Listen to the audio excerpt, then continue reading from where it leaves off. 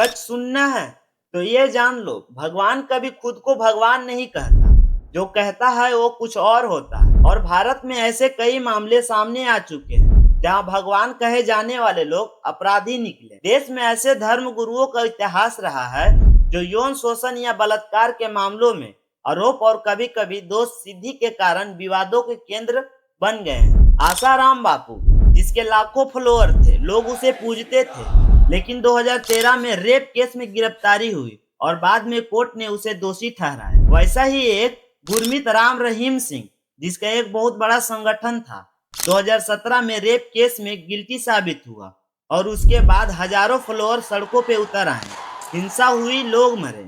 और नित्यानंद, जिसने खुद को भगवान बताया, उस पे कई आरोप लगे और जब जांच शुरू हुई वो देश छोड़कर भाग गया। ये सिर्फ 3 नाम नहीं, ये एक पैटर्न है जहां पहले तुम्हें उम्मीद दी जाती, फिर तुमसे सवाल छीन लिए जाते हैं और धीरे धीरे तुम्हें इस तरह कंट्रोल किया जाता है कि तुम गलत को भी सही मानने लगो। तुम सोचते हो तुम भगवान पे भरोसा कर रहे हो, लेकिन सच है तुम किसी इंसान को अपनी जिंदगी का मालिक बना चुके होते। इसी को कहते हैं अंधभक्त, जहाँ इंसान सोचता नहीं बस मानता है। और यही सबसे खतरनाक सच है, क्योंकि ये सिर्फ बाबाओं तक सीमित नहीं है। ऐसे पैटर्न हमें और भी जगहों पे देखने को मिलते हैं, जहाँ वादे तो किए जाते हैं, सपने दिखाए जाते हैं, लेकिन हकीकत जमीन पे उतनी ही दिखती है। फर्क सिर्फ इतना है, चेहरे बदल जाते हैं, लेकिन भरोसा करने का तरीका वैसा ही रहता है। इसलिए अगली बार किसी के आगे झुकने से पहले एक सवाल जरूर पूछना, क्या सच में भगवान है या फिर सिर्फ तुम्हारे भरोसे का फायदा उठा रहा है।